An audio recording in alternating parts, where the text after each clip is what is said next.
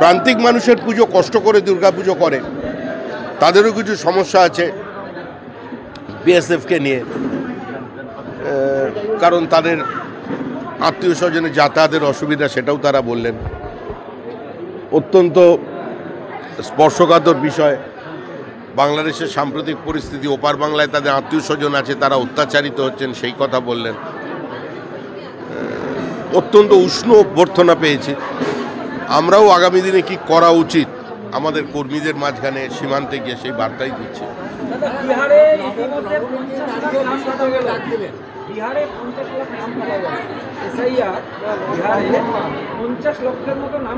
আমাদের এখানে ঠিকঠাক এসআইআর হলে ওর দ্বিগুণের বেশি নাম কাটা যাবে না। পুজোর সময় তো বিসর্জনের নয়, এটা যেহেতু পার্টির কর্মীরা আয়োজন করেছেন, ডাক দেবার না। আমি তো বারবারই একটাই বলছি যে মে মাসে বিসর্জন হবে, আর সেই বিসর্জনের পরে প্রতিমার কাঠামোটা পর্যন্ত পাওয়া যাবে না। বিসর্জনটা এরকমই হবে। আর এই যে বিসর্জনটা দেবে, সেই বিসর্জনটা কোনো একটা রাজনৈতিক দল দেবে না, বিসর্জন দেবে মানুষ। তৃণমূল কংগ্রেস মানুষের বিরুদ্ধে যুদ্ধ ঘোষণা করেছে, মানুষ তৃণমূলকে বিসর্জন দিয়ে দেবে।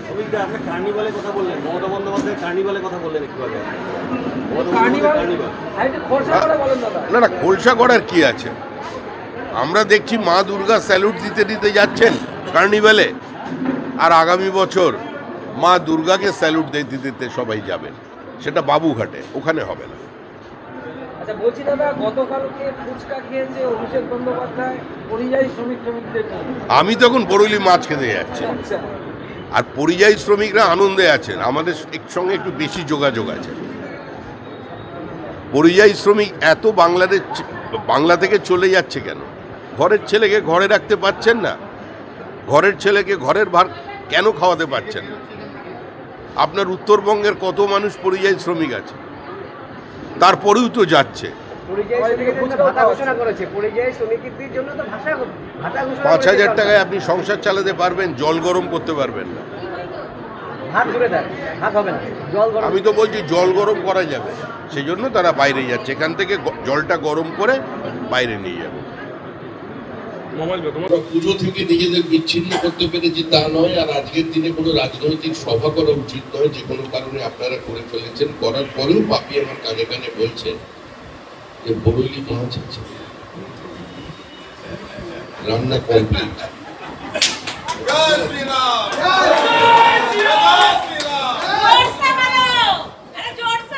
এই পরিস্থিতির মধ্যে আমরা শুধু এখানে এসেছি,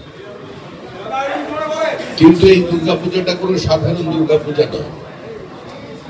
আপনারা জানেন কলকাতায় আমাদের মহামান্য মুখ্যমন্ত্রী শ্রীমতী মমতা বন্দ্যোপাধ্যায় একটি অভিনব কার্যক্রমের আয়োজন করে চলেছেন গত কয়েক বছর ধরে, যার নাম দেওয়া হয়েছে দুর্গাপুজো কার্নিভাল। পুজো কি করে কার্নিভাল হতে পারে, এই নিয়ে মানুষের মনের মধ্যে বিস্ময় আছে। মুখ্যমন্ত্রী দাঁড়িয়ে থাকেন, দেবী দুর্গা তার সামনে দিয়ে চলে যান, মানে মা দুর্গার মুখ্যমন্ত্রীকে স্যালুট করতে করতে চলে যায়। আর এইবারই সেই স্যালুটের পরিসমাপ্তি ঘটবে এই দুর্গাপূজা। কারণ আগামী দিনে যে দুর্গাপূজাটা হতে চলেছে, সেটা কলকাতার ওই বাবুঘাটে যেখানে বিসর্জন হয়, ওখানে দেবী দুর্গা স্যালুট নেবেন, আর তিনি কাউকে স্যালুট করবেন না। আমরা এখানে সমবেত হয়েছি দুর্গাপূজার সময় একটাই সংকল্প নেবার, যে দেবীর তো নিরঞ্জন হয়, বিসর্জন হয় না। দেবী দুর্গাকে এখানে ঘরের মেয়ে হিসেবে দেখা হয়। তিনি 4 দিন আসেন শ্বশুর বাড়ি থেকে, তারপরে আবার তিনি কৈলাসে ফিরে চলে যায়, নীলকণ্ঠ পাখি উড়ে যায়। তাকে বাঙালি ঘরের মেয়ে বলে মনে করে, তাই তার জন্য আমাদের একটা বিষাদ থাকে দশমীর দিন, আবার প্রতীক্ষা থাকে 1 বছরের। আর সেই 1 বছরটা আমি ঈশ্বরের কাছে প্রার্থনা করছি, দেবী দুর্গার কাছে প্রার্থনা করছি, আপনাদের সবাইয়ের খুব ভালো কাটুক। আর আরেকটা বিসর্জন হবে, এই বিষয়ে আপনারা নিশ্চিত থাকতে পারেন। আমাদের দুর্গাপূজায় যেমন অকাল বোধন রামচন্দ্র শুরু করেছিলেন, আবার কিছু মানুষ যেমন বলেন যে রামের সঙ্গে বাংলার কোনো যোগাযোগ নেই, বাঙালির কোনো যোগাযোগ নেই। কারণ এখন তো বাংলা বাঙালির নতুন তত্ত্ব চলে এসেছে সামনে। দলের পক্ষ থেকে কেউ এই বিতর্কে অংশগ্রহণ করবেন না। গ্রামগঞ্জে দূর দূর পর্যন্ত তৃণমূল কংগ্রেসের এই ন্যারেটিভের কোনো অ্যাকসেপ্টেন্স নেই। বাংলাদেশে রবীন্দ্রনাথের মূর্তিকে ধ্বংস করা হচ্ছে। রবীন্দ্রনাথের লেখা জাতীয় সঙ্গীত যাতে জাতীয় সঙ্গীত হিসেবে ব্যবহৃত না হয় তার জন্য বাংলাদেশে প্রচেষ্টা চলেছে, আন্দোলন চলছে। বাংলাদেশেও রবীন্দ্রনাথ চলছেন, আবার পশ্চিমবঙ্গে মালদা জেলাতেও সেখানেও রবীন্দ্রনাথে আগুন লেগেছে। বাংলাদেশে ইন্দিরা গান্ধীর নামাঙ্কিত লাইব্রেরির 20,000 বইকে আগুন ধরিয়ে ধ্বংস করে ফেলেছে, পুড়িয়ে ছাই করে দিয়েছে কিছু মৌলবাদী।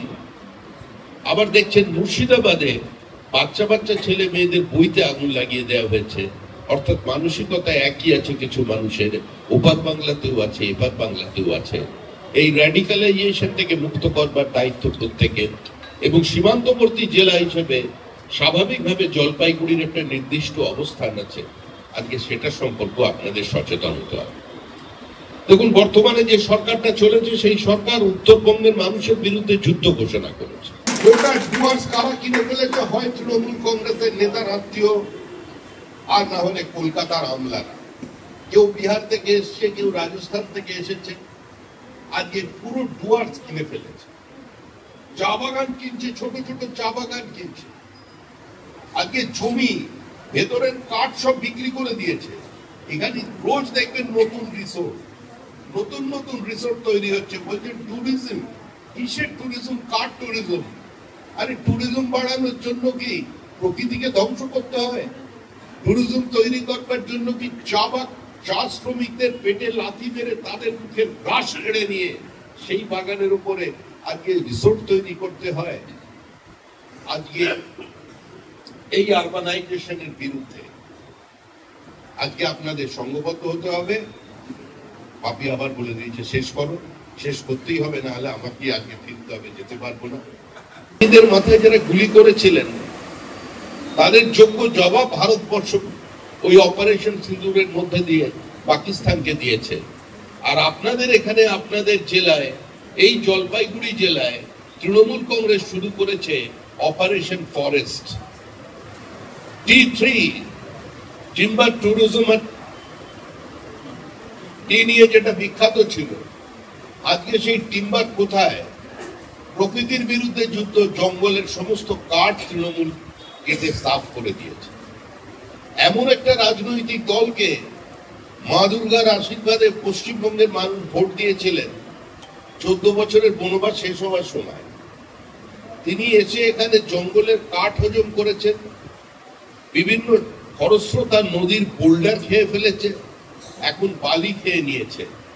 উত্তরবঙ্গের বিভিন্ন নদীর গতিপথের পরিবর্তন হয়ে যাচ্ছে। উত্তরবঙ্গের সামগ্রিকভাবে প্রাকৃতিক পরিবেশকে ধ্বংস করেছে তৃণমূল কংগ্রেস।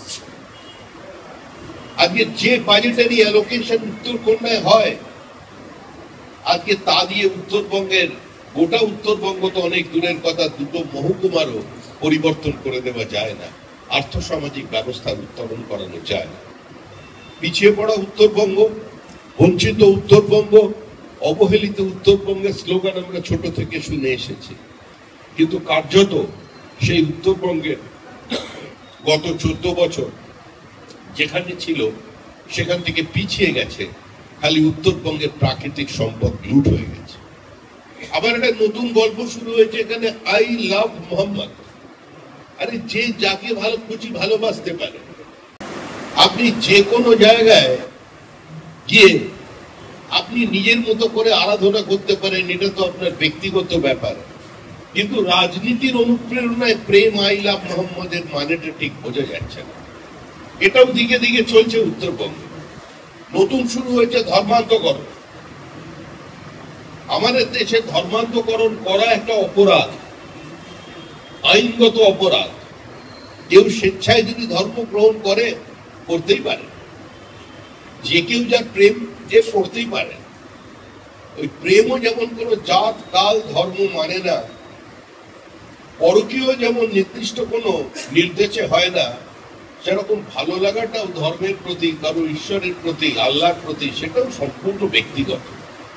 কিন্তু প্রলোভন দেখিয়ে যদি কাউকে ধর্মান্তর করা হয়, প্রলোভন দেখিয়ে যদি কারোর গলায় ক্রস ঝুলিয়ে দেয়া হয়, তাহলে আপনাদের দায়িত্ব হচ্ছে তার প্রতিবাদ করা, তার বিরুদ্ধে গণপ্রতিরোধ গড়ে তোলা, এবং সেটা আমরা করবো এই জেলায়। এই প্রবণতা দেখা দিয়েছে পশ্চিমবঙ্গের বিভিন্ন জেলায়, এই জেলাও তার বাইরে নয়। কিন্তু একটা মনে রাখতে হবে এই জেলার মানুষকে, নির্বাচন কমিশনের সঙ্গে সহযোগিতা করতে হবে। আজকের এই মুহূর্তে পশ্চিমবঙ্গের মানুষ চাইছে একটা নির্ভেজাল ভোটার লিস্টের মাধ্যমে ভোট দিতে। মানুষ চাইছেন যে ভোটার তালিকা যেন পরিচ্ছন্ন হয়। আমরাও যারা বিজেপি কর্মী, আমরাও চাই ভারতীয়রা ভোট দিক, ভারতীয়দের নাম ভোটার লিস্টে থাকুক, তারপরে নিজের ভোট নিজে দিন। আমি আমার কথা বলছি, দেখুন তৃণমূলের প্রতি আমাদের কতটা কৃতজ্ঞতা স্বীকার করতে হবে, কিন্তু এটা আমার দুর্ভাগ্য যে আমার মা এবং বাবা 18 দিনের ব্যবধানে কোভিডের সেকেন্ড ফেজে মারা গেছে।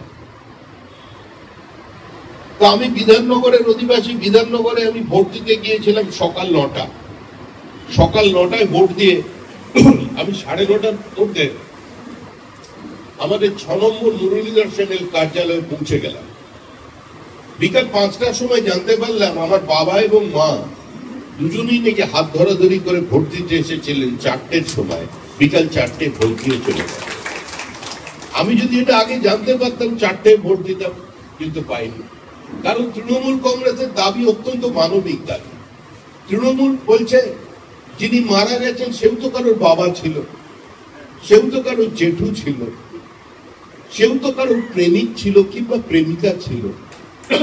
মারা গেছে তো কি হয়েছে, তার নামটা ভোটার লিস্টে রাখলে কি কোনো অন্যায় আছে? এটা তৃণমূলের বক্তব্য।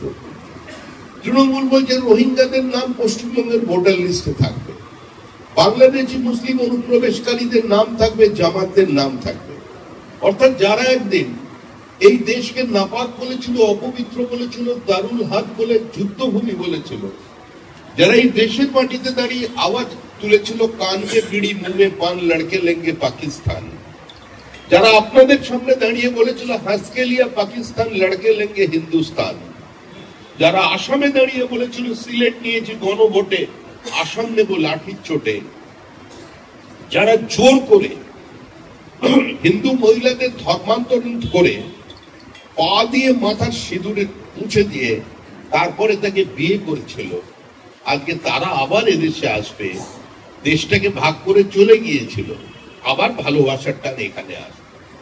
1946 সালের 16ই আগস্ট কলকাতায় মহিলাদের থাই পর্যন্ত কেটে মধ্য কলকাতার মাংসর দোকানে উল্টো দিকে টাঙিয়ে ঝুলিয়ে রাখা হয়েছিল আতঙ্ক তৈরি করবার জন্য।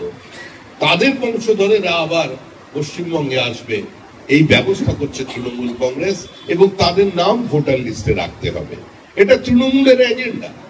তৃণমূল সহজভাবে, সরলভাবে, সততার সঙ্গে, নিষ্ঠার সঙ্গে মানুষের সামনে এটা বলছে। আর আমরা যারা বিজেপি আছি অভাগার দল, আমরা বলছি এটা আমরা হতে দেব না। আমরা আমাদের মতো করে চেষ্টা করব। আমরা 17 লক্ষ তালিকা এর মধ্যে জমা দিয়েছি নির্বাচন কমিশনে।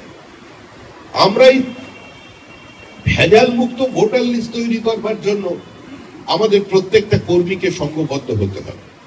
যারা এখানে আছেন দেখবেন বিএলও নিয়োগের ক্ষেত্রে সরকার যদি নিয়ম না মেনে অস্থায়ী কর্মী, আশা কর্মী কিংবা কোনো জায়গায় সিভিক ভলেন্টিয়ার্সকে সরকারি কাজে লাগিয়ে দেয়, সঙ্গে সঙ্গে নাম জানাবেন, বিপদে পড়বে সেখানকার বিডিও এসডি ওদের কাছে সচেতন করে দেবেন যে সরকারটা চলে যাচ্ছে, এবার সরকার যাবেই। সরকার যাবে এ কারণে, কারণ জগন্নাথ দেব খেপে গেছে। এতদিন পর্যন্ত মা কালী তো পরিত্যাগ করেছিল মমতা ব্যানার্জিকে, জগন্নাথ দেবকে চ্যালেঞ্জ করছে, রবীন্দ্রনাথকে চ্যালেঞ্জ করে দিয়েছে। এবার এই সরকারটা যাবে, তৃণমূল কংগ্রেস চলে গেছে। মুখ্যমন্ত্রীও বুঝতে পেরেছেন, তিনি নিজে বলছেন আমি যদি আবার আছি সব জল ফেরত পাঠিয়ে দেবো। মানে কি? কলকাতায় বৃষ্টি হচ্ছে, বলছেন বিহার আর উত্তরপ্রদেশ নাকি জলের জন্য কলকাতা ডুবে গেছে।